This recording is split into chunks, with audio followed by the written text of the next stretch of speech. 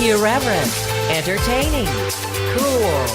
You're listening to LA Talk Radio.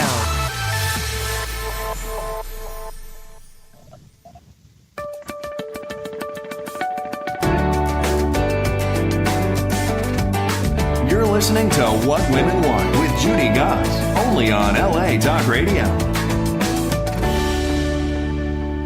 Good evening, everyone, and thank you for tuning in. Welcome to What Women Want Talk Radio. For our show tonight, Be Bold with former Today Show anchor Jenna Wolfe. I'm so excited. I'm your host, Judy Goss, along with my co-host, Kristin West.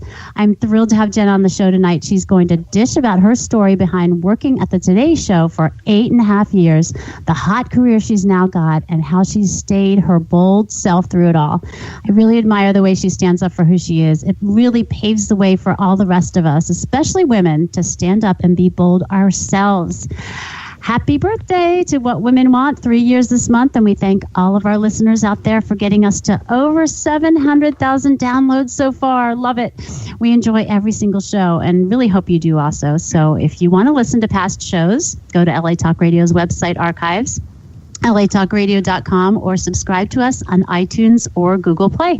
You'll hear some of our celebrity guests who have been with us, like former O.J. Simpson prosecutor Marcia Clark, five-time Olympian Jackie Edwards, the co-author from Don't Sweat the Small Stuff, Dr. Kristin Carlson, and we've had famous actresses, TV hosts, entrepreneurs, love coaches, all kinds of women who are so inspiring, and some men, and unique in their very own ways. You are now listening to What Women Want here on LA Talk Radio. For our show tonight, Be Bold. Not so easy sometimes. Okay, a little bit about me. I'm Judy Goss, and besides being the host of this awesome show, I'm a TV host, a regular contributor on NBC and Fox, an entrepreneur. I founded the nationally acclaimed What Women Want networking group 5 years ago. Can't believe it, 5.5 years ago. We now have 20 chapters around the country. I'm a St. Martin's Press author and freelance writer for New York Lifestyles magazine. And the most important job of all, I am the mom of twin girls who are now almost 13 years old. Oh my gosh, teenagers in the house, female, 2 of them. Wow. Okay, not to be confusing, but my networking company, What Women Want Networking, is having our first National Women's Conference in partnership with What Women Want Radio. It's called Spirit of Women in Atlanta, October 7th through 8th. And we have our first VIP sponsor, the founder of WomenForOne.com, Kelly McNellis. She will be running a workshop during the conference called Discover Your Messy Truth. I'm so excited. We're going to have more info show about this soon, about how you can get tickets and all that. It's going to be a really epic event for women, the first Lifestyles Networking Conference. We also have psychotherapist to the stars and award-winning TV reporter Dr. Robbie Ludwig from New York City as a keynote at the conference also. So if you're interested in more information, please email whatwomenwantshow@gmail.com. Okay, my co-host Kristin West is an award-winning actress and producer. She is the winner of the Best Actress Award for the film Seeking Valentina. She was nominated for Best Actress and the Mary Austin Award for Female Producers, and won the Indie Spirit Award this year at the Idlewild International Film Festival. Wow, Kristin, how's it going? Kristin, are you there? It's a beautiful day in Los Angeles, and I'm so excited to share the afternoon with you. We had the guest mute their phone, not you, Kristin. I'm having a left-handed kind of day. Sorry about that. You're so funny. Get some more coffee, babe. So, Kristin, you wrote an interesting blog, I think it was a couple of days ago, excuse me, about losing people close to you when you're acting. For example, you lost your grandfather when you were younger in the middle of a production, and that kind of thing can be really hard when you're in the public eye. Okay.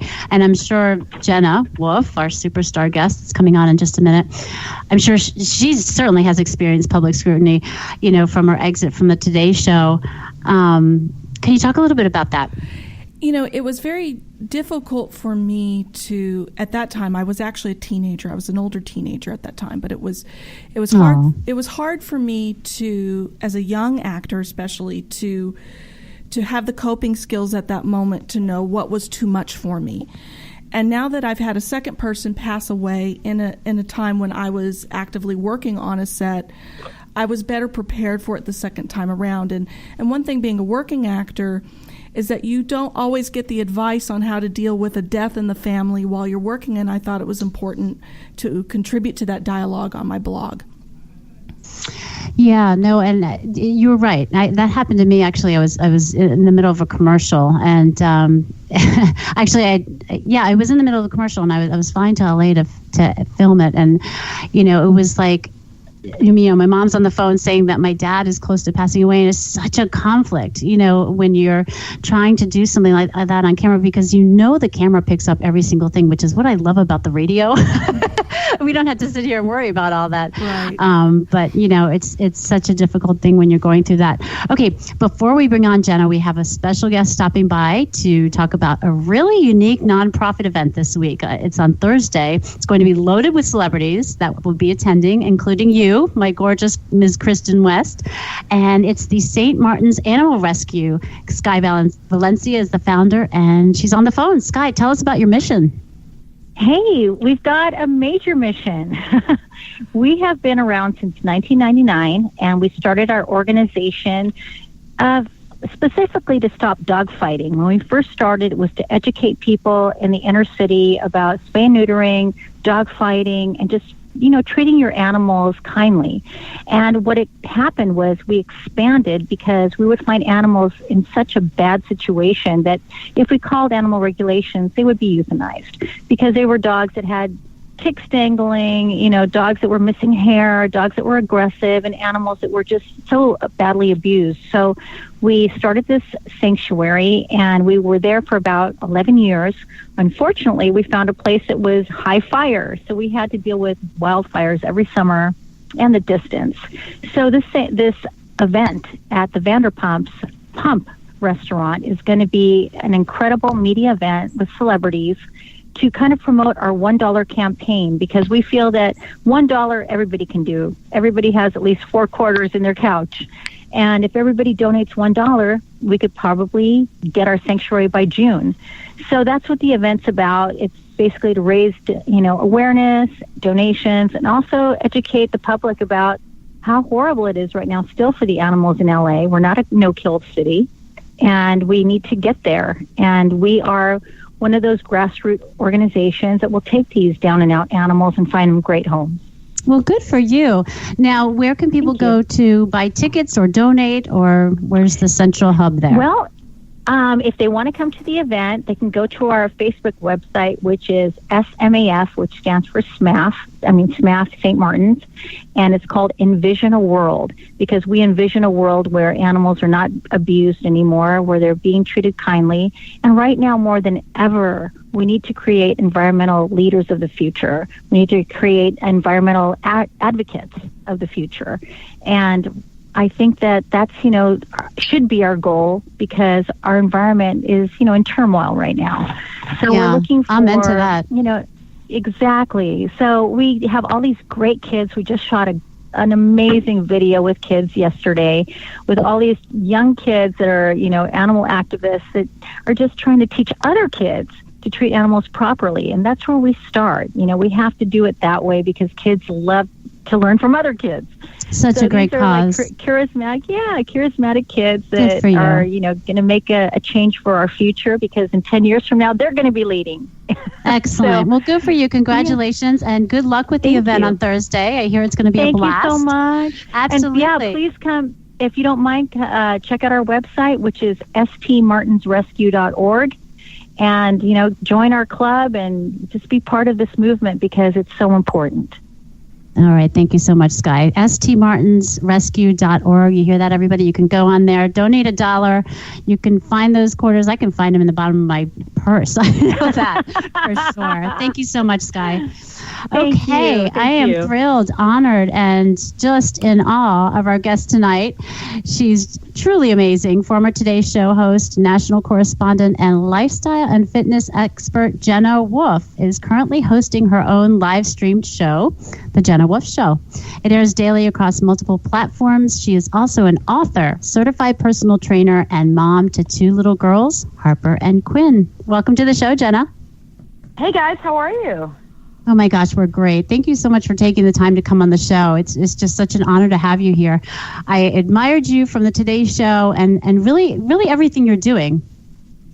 Thank you. It's it's a lot. There's a lot. When you have a 2-year-old and a 3-year-old, anything else you add to that. Oh, is that how old they are now? Overwhelming. Yeah, it's chaos here. It's just chaos. You remember what it was like. It's a lot. Yeah. I have twins, so I totally get where you are at the moment.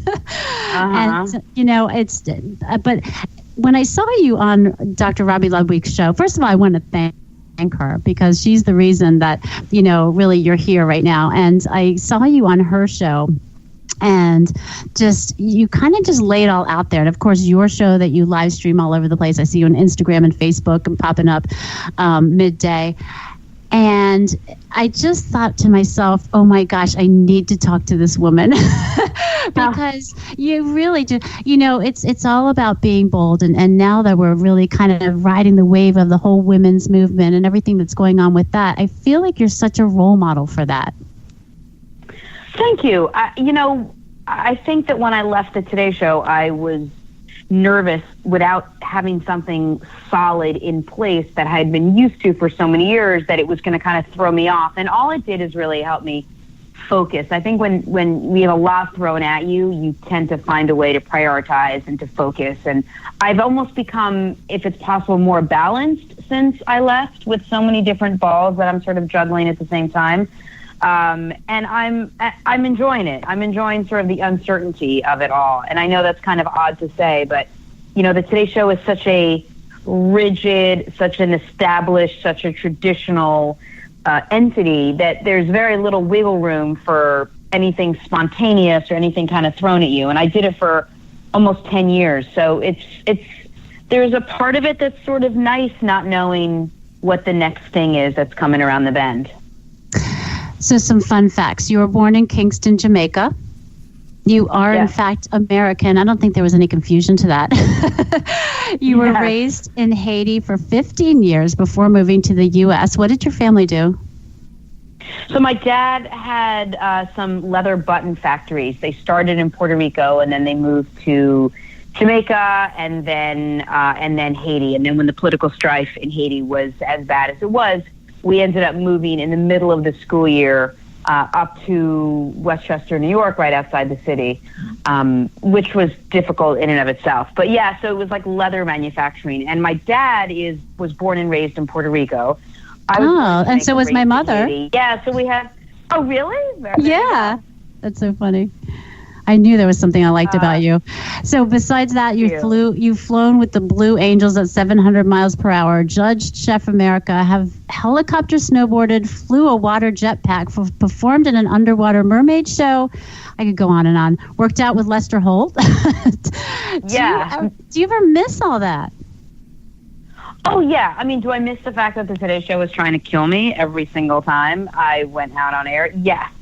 I did a lot. There was a lot that I did. I went back and just sort of scratched out a number of things that I can just remember without actually looking through all my story lists. And I mean, it was like 50, 60, 70 stories deep of things that most people don't get a chance to do one of them in their lifetime. And every single week I was interviewing people and meeting people and jumping off things and through things and lifting things and, racing with Mario Andretti and, playing on stage with Rob Thomas and all these things that most people would take one of them and stick them on a bucket list. And I was awarded this amazing opportunity to do all of it. Of course I miss it, but there's also part of me that said, okay, I did it.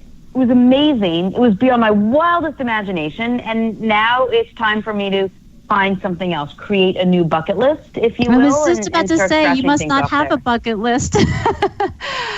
I know, it's tough. Yeah, no, that's just amazing, the things that you've done. What was the beginning of the end on the, when you were working on the Today Show? So I am also a certified personal trainer, and I love that, and it's a huge part of who I am, but it's not 100% of who I am. And the last couple months of the Today Show, I felt like I was really just sort of pigeonholed into that fitness arena. And I wanted to do more. I wanted to tell stories. I wanted to sit down and interview people. I wanted to create, and I didn't really have an opportunity to do a lot more than just fitness. And while I love it to death, I had done so much of it that I really wanted to make sure that I was kind of flexing more muscles than just that one. And I knew that it was time for me to go out and try new things. And there are a lot of things, as great as the Today Show is, that you really can't do while you're there. Like, you know, I shot a couple episodes of Homeland this year, and I was on Law and Order, and I was able to give speeches to different organizations and, you know, promote brands. Like, there are a lot of things that you can't do when you work for a news organization that I really wanted to go out and try. Forget the Today Show. You were on Law and Order? That's I awesome. shot 3 episodes. Here's a funny story. I shot 2 episodes of Law and Order, and 2 weeks after I had my second baby, they called me up and said, they're adding another scene to that last episode. They want me to come in and reshoot it. And I was like, well, I'd love to, but it wasn't even 2 weeks. It was a week and a half. I just had the baby. I said, I literally can't even fit into normal clothes, much less a dress and heels. And they're like, you're going to be fine. So there's one episode where the beginning of the episode, I looked relatively thin. And by the end, I looked like a swollen, stuffed sausage who was like breastfeeding at every take. It was so funny. Oh, that's hysterical. And that was my Law and Order claim to fame. I don't see you as one to say no very often. So on your fun facts on your website, number 11, I came out on national television on a couch on the Today Show talking to Matt Lauer. Was that something that just came natural to you that you wanted to do, or was it a nerve-wracking, nail-biting type of, you know, in-depth type of, oh my gosh, Jenna, you have to do this, be true to yourself, or did you just decide, I'm just going to do it, I don't care? No, it was certainly not. It was certainly not very, I'm just going to do it, I don't care, but the circumstances around it were that I was 3.5 months pregnant, and I wasn't married. I was with my partner, and look, the Today Show is a very traditional organization. They and the fans, the viewers are, you know, like, they know their anchors. I mean, they know them as if they're family members. And at some point, it was going to get to be a situation where they were curious and they would want to know, and they would write in and, am I having a baby with someone? Am I married? Like, what is the deal? Because we're so, you know, the viewers are so intimately involved in everything the anchors go through, especially a pregnancy. I mean, right down to the Skyping the day after any of our anchors give birth. So we collaborated with People Magazine, and they decided they were going to do an article on my partner Stephanie and myself. And at the same time, it was the People Magazine was going to release their article the same day that I was going to have this very candid conversation with Matt Lauer. And I had I sat down and talked to him. He's like, do you want to do this? I said, I think I have to do this. My friends and family knew, but I might as well just own it so there are no secrets and no one's heard. I mean, if you're pregnant, it's you can't avoid it. I mean, it's very hard to hide. Right. Exactly. Jenna, I wanted to ask you, because I read the beautiful blog you wrote on the Today Show when you were departing from the Today Show. One of the last things you said in the blog was say yes. And I think everybody struggles with saying yes from time to time, especially when we're trying to move towards our highest good. Did you have anything that you felt was difficult at that time, or even now, to say yes to? Look, I think that anytime you have a situation where you don't know what the outcome is going to be, where you don't know if you're going to get paid enough to support your family, where you don't know whether it's the right decision for you, your career, you know, everything else. Like, I think those are situations where, yes, it's definitely difficult to say yes. And, I've tried to, as much as possible, say yes. And for me, when I wrote say yes, it's say yes to the things that are hard for you, right? Say yes before your body can say, nah, maybe before your brain gets a hold of it. Because once you say yes, you're going to commit to it. And if you let your brain get a hold of it, you can talk yourself out, you can fear yourself out of something. Believe it or not, having been on the Today Show and in television for 20 years, I have social anxiety sometimes. I have a hard time showing up at events. I have a hard time showing up at parties. You know, I knew that once I left this chapter, I was going to have to meet people and mingle and go out and put myself out there. And I needed to say yes to those kind of opportunities that came my way. I could get up in front of 1 million people and, you know, give a speech unscripted. That's no problem. I could stand in front of a camera and do a live show. That's no problem. But like showing up to an event where I had to network and mingle, which I've never really had to do before, that's terrifying to me. So it was those kind of situations and little things like having a website and starting a live streaming show and all these other things that I just didn't know how it was going to turn out. Those were the things I think I needed to say yes to. And I tell people that all the time. Sometimes you just need to say it before you feel it. And I say the same thing with when people are asking me how to stay motivated, how to lose weight. Like when the waiter comes over, order your food immediately, order something healthy, give him the breadbasket and walk away, and let your words dictate what your actions are going to be before you actually feel it. Well, that sounds like some sage advice. I'm gonna re-listen to this again, so I know what to do at a restaurant, because I think your decisiveness in the moment is amazing. And going back to what Judy said, you know, highlighting all of your adventures, were you always a daredevil? Was that something that the Today Show brought out of you? When did you find your inner daredevil, jumping off buildings and going through corn mazes and all the stuff you've done? So one of the best things about that show is they let the talent be the talent. So like my colleague Erica Hill loved cooking, and so they let her explore that. I was always a thrill seeker. Always. I took a weekend with my friend Amy and we went skydiving without telling my parents. You know, I water ski, and I figured out how to take one ski off and ski on a ski. Like, the thrill of it is such a high for me, and it always has been. I mean, I'm a complete black sheep in my family. My brother is as buttoned up a doctor as you will find. My dad's conservative, my mom. And then here I am. I came out of the womb, like, looking for my next adventure. So when I got to the Today Show, you know, they knew who I was. It's very hard for me to hide what I'm feeling at any given moment. These are the kind of stories I wanted to do. They needed someone who was ready to risk life and limb for sake of this show. They wanted to spice it up. That role. Exactly. Well, it's so fascinating. Exactly. And I wanted to actually, is it true that you started actually out in sportscasting in Philadelphia?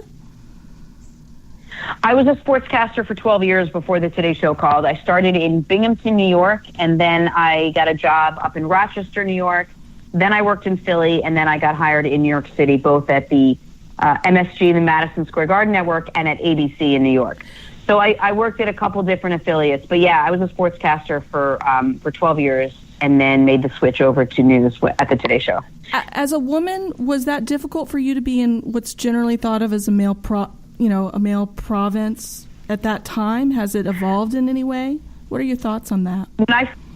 Sure. So when I first got into the business, I was probably the beginning of the second wave, which now there's been like 27 waves. But I was the beginning of the second wave. So there were women out there who were doing it, but it wasn't like you were finding women at every affiliate. So like I said, I started in Binghamton. When I first started, they would have to announce, there's a woman coming in the locker room before I walked in. Oh my goodness. And that would never happen today. So they would announce it, I would walk in, and then they would ask the athletes if they wanted to come out and speak to us or if it was okay. We sort of had to get their permission, which is unheard of now. But by the end, I mean, by the time I was, even in Philly and New York and all of it, there's no difference. What do you mean it's unheard of? You just walk in the locker room and it's unheard of? You just walk in now? Really? It's unheard of that anything will be announced. It's unheard of that anyone is kept separated from men walking into the locker room. There are multiple women now in various affiliates. I mean, I was at ABC here in New York. It's the biggest market. When I covered the Yankees, there would easily be, sure, there were more men, but there were always 5, 6, 7 women between print writers, radio, and TV in the clubhouse at any given time. And we were making our way around and hustling and, you know, trying to get the interview just like anybody else. But, you know, I think that the thing with being a woman, and I speak to some of my female former sports colleagues about this, was you got to know your stuff. You know, if you think that they're just going to hire you because you're a pretty face or because it's something different or you're a minority, that doesn't exist anymore. You're there. You're in a locker room.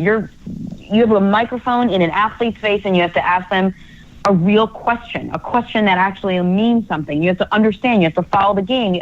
I always felt like I had to be so prepared. I had to know as much, if not more, than everyone else around me at any given moment. Pardon. And now if you say the wrong thing, it not only goes on your show, but it goes across all platforms of social media Everywhere. and every, blog and it's crazy how delicate we have to be. So you were talking about going to networking events and that type of thing, and you really didn't want to, you were uncomfortable with it, that type of thing. What would you say to someone who's listening right now? What does it take to be bold in situations like that when you're not really naturally like that? A lot of what I talk to people about is doing that, right? Is facing that fear, is mulling up the courage to get motivated, to start, to engage in change, because you want desperately to change something about yourself, but change is this big, ugly, hairy, gross beast, and nobody wants a part of it. So it's much easier. Our human nature is to just stay the same, right? It's so easy to just stay where we are, but you don't win, but you don't lose, but you don't win. So this idea of being able to face your fear, of just staring this fear down and owning it, a lot of times, if you're not going to be able to convince yourself of it, you have to do it before your body catches up. What do I mean by that?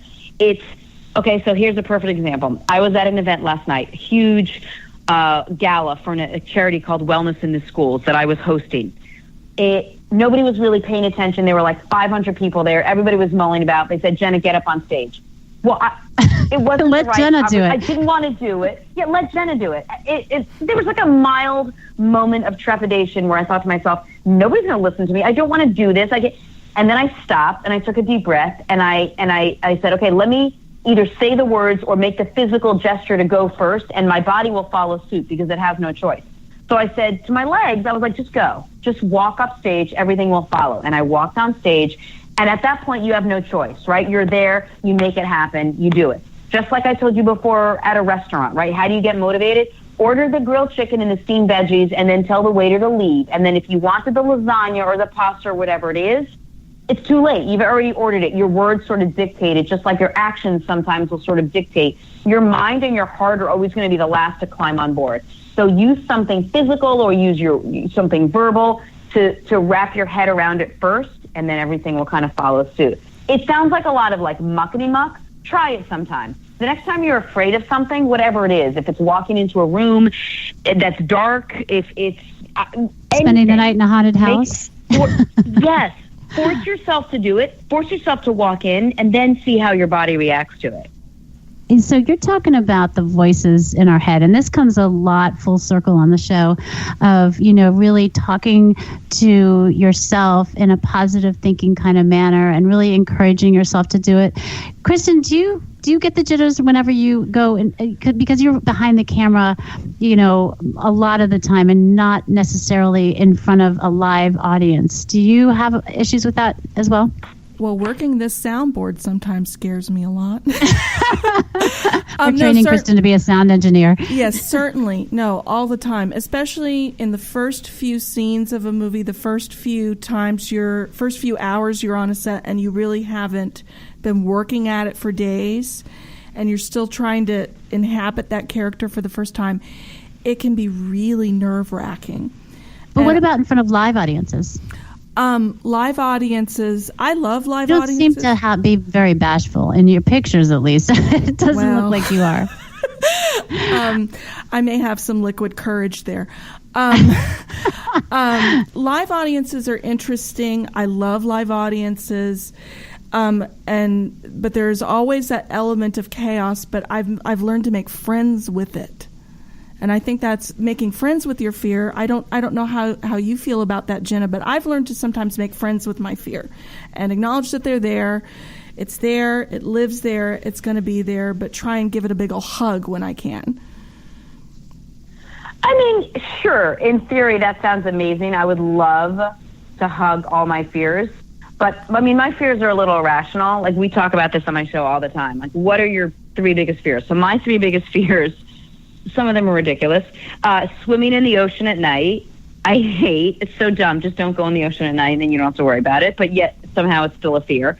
My second fear is somehow being in the ocean with a cruise liner coming at me. I know, completely stupid and irrational. Why would you even be in that situation? But my third fear, it used to be giving blood, but then I had a baby and literally went through needle therapy, so I couldn't avoid it, and then I had to do it, is failure.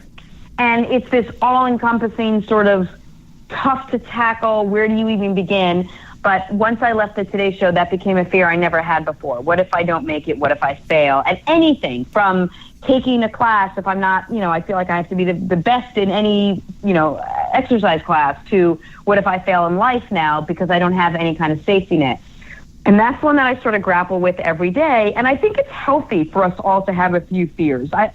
It's good. It sort of grows hair on your chest. Like it keeps you alert. It makes you, on point and on guard. And I think if we walked around with nothing to fear whatsoever, there'd be nothing to really challenge us. You want a few potholes in the road. You want to have to climb over a mountain or two every once in a while. It can't all be easy. You need a little challenge in your life to make you appreciate the times where it is sort of smooth sailing. I think you bring up.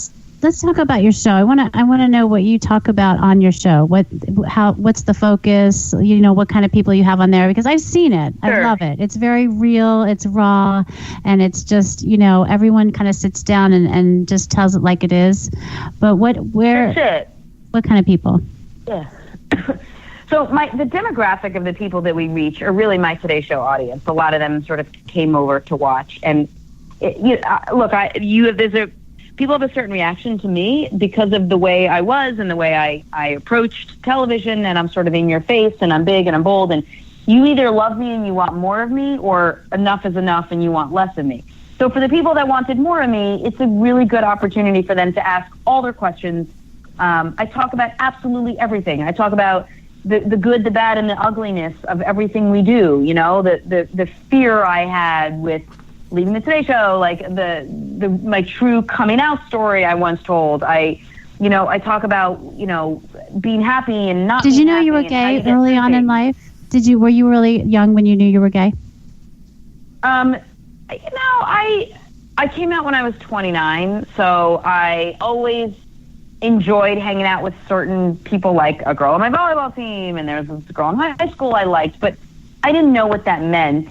And until I met a woman when I was 29, and then it all kind of made sense to me. And even after that, I went back to a guy and then was like, okay, now I understand. But now I get it. It was just, now I get it. Oh, now I understand.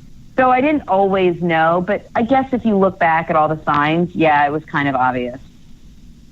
Huh. So anyway, back to the show. So we, it's raw and it's real, and it's this complete interactive experience. So for the first hour, I talk about it. I pick a topic and I talk about it, and it's my theme. And then I answer all these questions. Anyone that has a question across 5 or 6 different platforms. And then either we have a guest, or we go for a walk, or I do an exercise, or I cook something. And it's not polished, and I don't want it to be polished. It's raw. And eventually there are going to be a ton of shows like that. And if it works, it'll be great. If it doesn't work, then we were a little ahead of our time, and we'll revisit it when other people are doing it. But I really wanted to try something a little bit different, and I think people have fallen for the concept a little bit more. And it's an opportunity. I can't tell you how many people thank me for just giving them an ear and listening to them and being able to just talk to them, because they love the Today Show, but there's no interaction. It's just one way. And social media, which is supposed to be like two-way interaction, has just become one way. And we're all just talking at each other, not with each other. And this was supposed to be a way for us to talk together. Like I said, I fell in love with you 10 seconds after I watched Robbie Ludwig's show. It was just immediate, the reaction with the realness factor. And I want to talk about your book, too. What is it, 30 Days to Thinner? I'm sorry. It's Thinner and 30. Thinner and 30. And I wrote it because people keep telling me, well, how do you do it? How did you lose your weight? Blah, blah, blah. You've heard a million diet books and a million exercise books. But it wasn't a book about diet and exercise. It's a book about change. And how do we change? Well, we're all living our own lives. So nobody wants to change the life that we spent the last 30, 40, 50 years creating and carving for ourselves. So, but we do want to get healthier and we got to get better. So what if I took the life you're already living and I tweaked it, right? So I give you tiny, tiny bite-sized digestible changes you can make every day. On day one, I give you one small change. All you have to do is this one thing. You do nothing else. Live your life the rest of the way. On day 2, you do this first change and the second change. On day 3, it's 1, 2, 3. After 30 days of doing small changes, you've sort of backed into this healthy lifestyle without having to dramatically overhaul the life you're already living. And I find that you do it that way, there's a chance to create sustainability. And it's mental too, the change. Like you talk about drink 20 sips of water a day and walk 10K steps a day. Like, my goodness. Yeah. That's a lot. I guess, if you're in a city, then maybe it's not that much. But I would imagine that these changes, chew your food 20 times before swallowing, is not just, the healthy physical change, but it really affects you mentally after a while also, right? Correct. And that's what it is. It all goes back to what you said earlier with how do you get past your fear? You make these physical changes so that the mental part of it catches up to you. The mental part is the hardest thing. It's easiest for us to change physical things about ourselves. The mentally grappling with certain things, that's the impossible part. So if you can physically do a couple of these changes, mentally you're going to eventually completely catch up, and then it's going to become a lifestyle change. I think it's very wise what you're advising people to do is sometimes to feel important or to feel like we're making the change sometimes is more important than actually to some people making the change. And I think it's wise that you're taking it down into more doable steps for people. For you, what was the most important small change that you made after the Today Show? You mean as far as a chapter in the book or just in my life after the show? In your life after the show. So the most important thing I did was reprioritizing. So I get asked a lot, well, how do you balance everything? And it took me a long time to come to it. And it turned out it was a really small change, a little tiny thing that I did. The thing that's in front of me has to get 100% of me. Whatever is right in front of me has to get 100% of my loyalty, my attention, and my focus. Because if it doesn't, if I'm sitting here talking to you, but I'm thinking about my kids and I'm checking email and I'm also like writing checks and all of it, you don't get 100% of me. You get 60% of me, and 60% of me kind of sucks. But when I'm with my kids, they get 100% of my attention. I'm not on the phone. I'm not having other conversations. It's them. But when I'm past that and now I'm returning emails and I'm working on my computer, that has to get 100% of me. And I just reprioritized a little bit. And it doesn't mean I have to spend, a half hour, 2 hours in front of everything. But whatever is in front of me has to get all of me. Otherwise, I start dropping balls. Like, I can keep a bunch of balls up in the air as long as I'm focused on every single one when every single one is right in front of me. It's keeping them all up there, all 100% of my attention, and that's when you just lose it, and the pressure gets to you, and it becomes impossible to maintain. With 2 toddlers to boot. With 2 little kids running around to boot. Talk to me when they're both out of diapers, and I will be much better. Oh my gosh, it seems like forever. I know the space that you're in right now. It's ridiculous. There is no balance. It doesn't exist. You just, like you said, you just kind of keep trying to spin those plates and keep them up in the air. True. Now, Jenna, did I read correctly that you're also recently an ordained minister? Is that true? Well, my friend Marcy asked me to marry them, which I thought was an unbelievable honor. So, yes, I mean, I'm Jewish, but I became this ordained minister, which between you and me and anyone listening is not that hard to do. But I did everything I needed to do. I crossed all my T's, dotted my I's, and I married my 2 best friends in what I thought was one of the coolest ceremonies ever. I find that when I go to weddings, there are 20% of the words that whoever's doing the wedding says are words that actually mean something to the bride and groom, or the groom and groom, or the bride and bride. And then there's 80% of schlock, right? We are gathered here in a holy of this, and you take and that one, and the Lord and the Bible and Hashem, like all these other words. I said, and I vowed to them that every single word I said up on that dais is going to be an absolutely crucial word, and everything is going to mean something to the two of them. So I did this great thing, and I had this awesome poem, and the words were funny, and then I got all my Today Show colleagues to wish them in a really funny way a congratulations. And then all these famous people, like all these guests like Kenny Rogers and all these singers, as everyone came in, I was like, can you just wish my friends Marcy and Mike congratulations? And then I played this huge video. It was the best time. I don't know if I could top it, to be honest. Well, I was just so inspired by that gesture of friendship that I had to bring it up. And I think and this is from someone who was hesitant getting up in front of live audiences. No. So I'm not hesitant to get in front of the live audience. I'm hesitant to here's the perfect example. I don't like Christmas parties. I don't like to walk around and situations you don't know that you're not in control of. Yes. Okay, got it. Exactly it. I'm a little bit like that also. That's exactly it. Yeah, yep. I'm a little bit like that also. I mean, I own a networking company, and let's lay it on the line here. And I still get kind of jittery when I walk into a room and don't know anyone, and I have to do that constantly because I'm launching new chapters around the country, and I'm going to new towns and cities and meeting people, and it's nerve-wracking, and I think people think that since I'm the owner of the company and I'm on TV and this and that, and that it's okay and I'll be okay. And sometimes I end up even standing in the room by myself for a while, not knowing really what to do, and people don't come up to me, and it's just it's really kind of weird. Right. Yeah, same way. I get it. It's terrifying, but you have to do it. Who said it? Eleanor Roosevelt. You have to do that thing you cannot do. Breaking the ice is really hard, especially you have your expectations of yourself, you have expectations of other people, and sometimes negotiating all of that is a real pain in the rear. And you put it all on yourself sometimes to, go out there and be and do and wow the room when you just really have to connect. More than especially else. With all three of us, because people know a lot about us, and I mean, especially you, Jenna, people just know everything. And so you walk in and it's like, we don't know stuff about the people in the room really.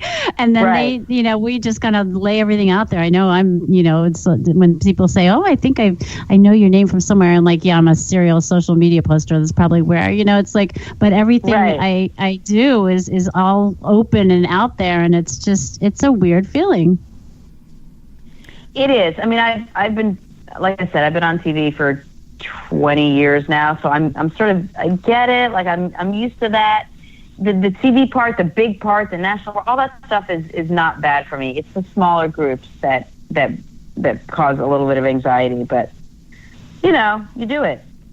Well, then that's so admirable when you do get on camera, because and like you said, that's the one thing I want to do is connect with people and have them, either they'll love me or they hate me, that type of thing. It's so hard, at least for me. It's been a journey. I didn't start doing TV until later on in life, and it's really been a journey to kind of drop that curtain, in front of my face and not have to be that perfect person with the perfect hair and this and that. And I'm learning an awful lot, but were you like that naturally to begin with, or did you kind of have to learn throughout the years? But you seem to be kind of born with that type of just, this is Jenna Wolfe, it's Absolutely. Me, and that's it. Yeah. Can people learn that? Can you give me classes on that?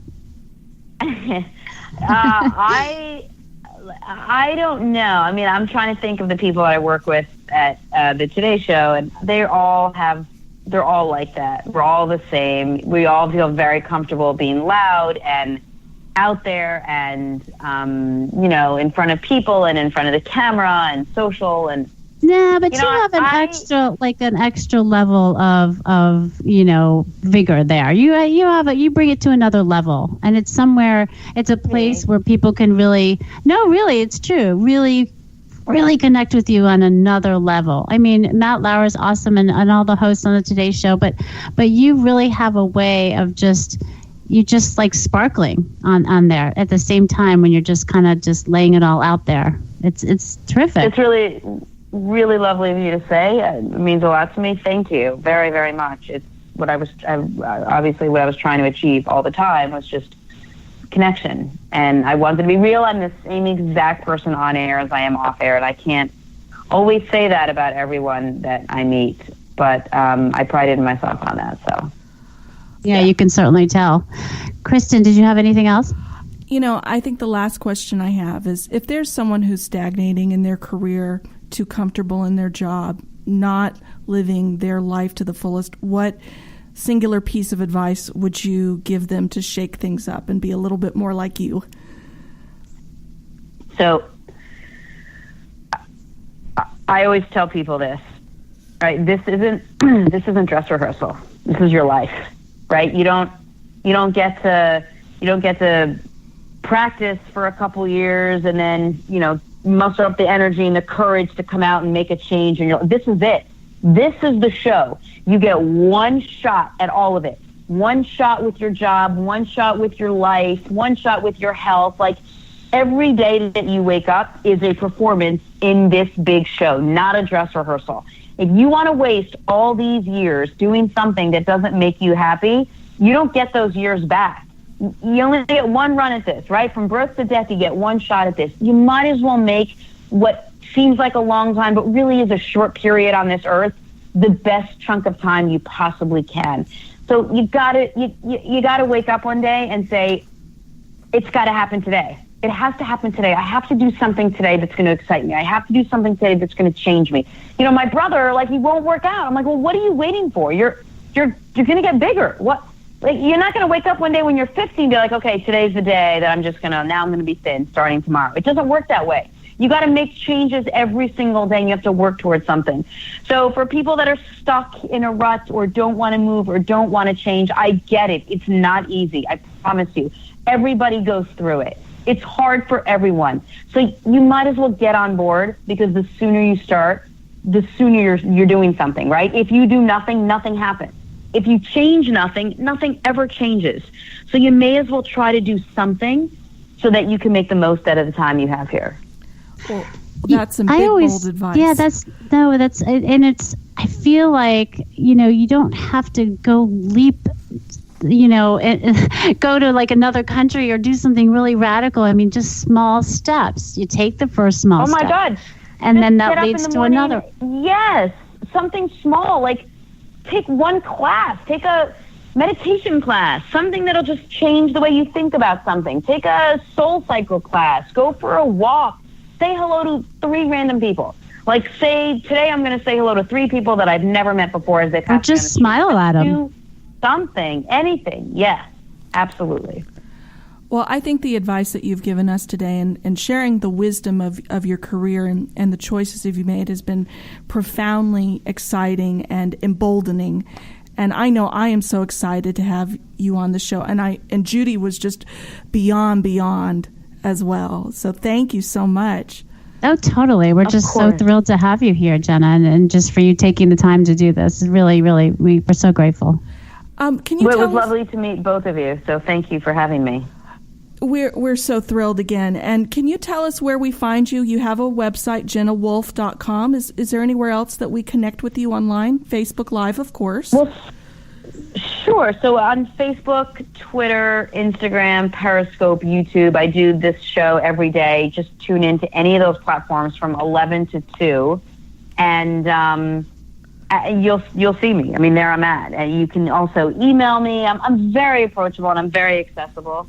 On Twitter and social media, everything is just at Jenna Wolfe. And people can just kind of comment into your show and ask you questions, and you'll talk to them? Anything.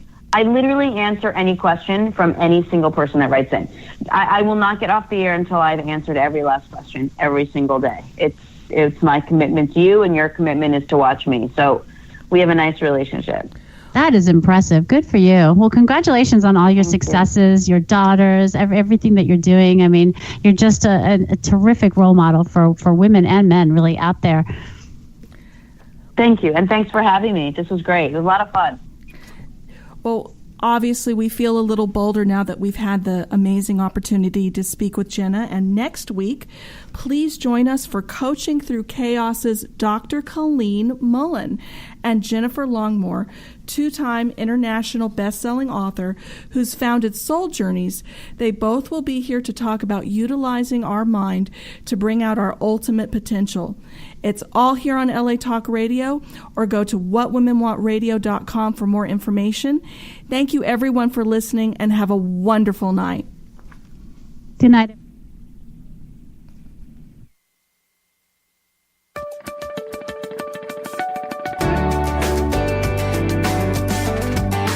You're listening to What Women Want with Judy Goss, only on LA Talk Radio.